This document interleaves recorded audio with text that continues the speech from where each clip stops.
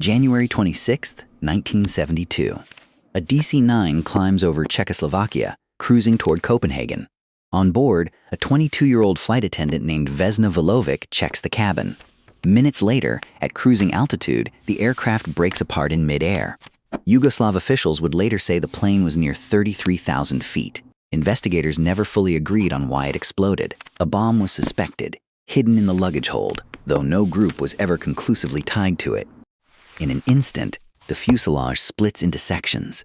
Passengers, seats, and wreckage fall through freezing air toward the forests below. Vesna is trapped in the tail section, still attached to a row of seats. A food and drink cart is wedged against her body. Investigators later believed the cart may have pinned her in place, keeping her from being thrown clear. The section tumbles for several minutes, falling through cloud and snow. Below, the mountains of northern Czechoslovakia rise white and forested, dusted by a recent snowfall. That snowfall, investigators would later note, may have softened the impact. The tail section strikes a wooded slope near the village of Srbska Kamenice. Of the 28 people aboard, only Vesna survives.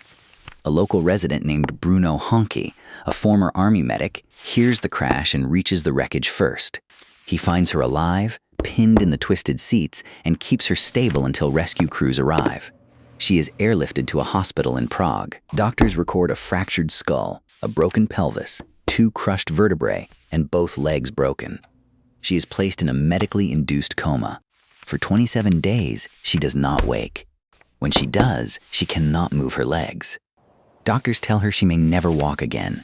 Yugoslav state media reports the story within days, and Vesna becomes a national symbol of survival. The airline, JAT, credits her altitude at just under 33,000 feet, a figure later entered into the Guinness World Records as the highest fall ever survived without a parachute. Over the following months, she relearns to sit, then stand, then walk. She returns to work at the airline within 2 years, though never again as a flight attendant. She takes an office job instead and rarely speaks publicly about the crash. For decades, her story stands largely unquestioned. A young woman thrown from the stratosphere, kept alive by chance and a drink cart.